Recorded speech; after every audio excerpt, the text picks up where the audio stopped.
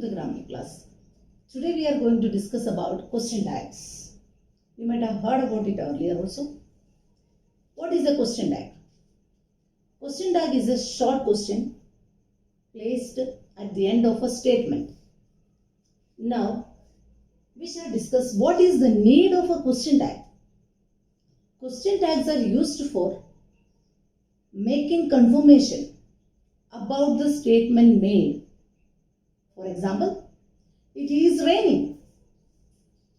I just have to make it confirmed. Then I am asking the listener, isn't it? It is very hot. Isn't it? She does not sing very well. Does she? So, a short question placed at the end of a sentence is called a question tag. We need it just for making the statement made confirmed, whether it is right or not. That is. Now let us look into it. A tag has only two words. What is a tag? A short question placed at the end of a statement. Why must we have it? It is used for confirming the statement which is made. Now it has only two words. Which are the two words? Helping verb plus pronoun, or helping verb plus not plus pronoun. Pronoun means personal pronouns. First person, second person, and the third persons.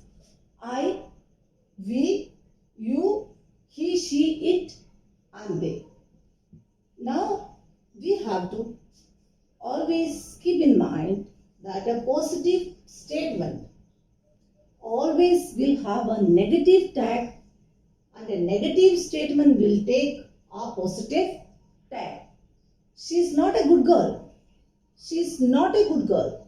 Is she? She is a good girl. Isn't she? So positive statements will take negative tags and negative statements will take positive tags. Now let us look into the next. Question tags are used with the declarative and imperative sentences only.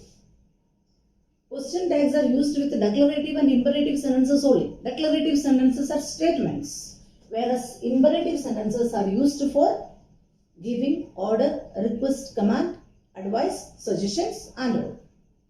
So here this sentence means subject plus verb plus object or complement, whatever. Now here in this imperative sentences, they begin with the first form of the verb. So in those cases, here positive statement, negative tag, negative statement, positive tag, declarative sentences with subject verb, so that it is easy to take the pronoun, whereas imperative sentences begin with the first form of the verb. So please give me a glass of water. Can you? Can't you? Do it right now. Don't you? Can you? Can't you? Will you? Bring it. Can you? Can't you? In that way it goes. Now let us look into some examples. It is very hot. It, personal pronoun, third person singular, is helping verb. So positive sentence. Here the tag must be separated from the main sentence by placing a comma. Is positive, therefore isn't it. Only two words. Helping verb plus pronoun. Here helping verb plus not, because the statement is positive. Now let us look into the second example. Amal doesn't study well. In this sentence, doesn't.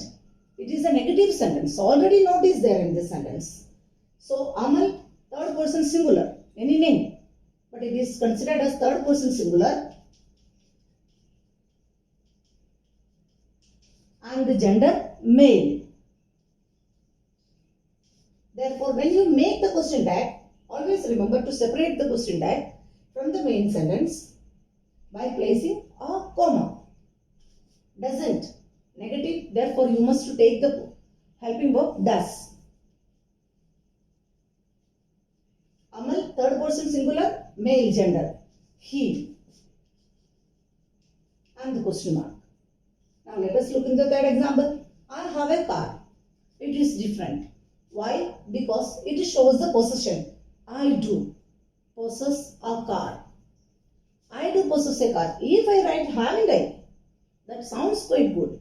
But it is always better to write does, do plus the pronoun. Here I have. I plus does we cannot use. Therefore, we may use don't. Don't I. Question mark. Don't I have a car? I do have a car. That is, I do possess a car. Therefore, when you make the tag, don't I.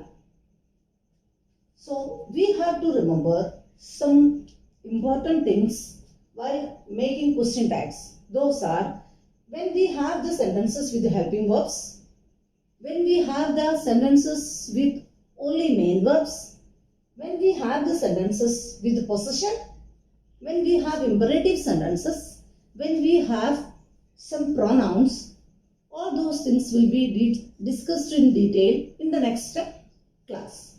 Thank you. Have a nice day.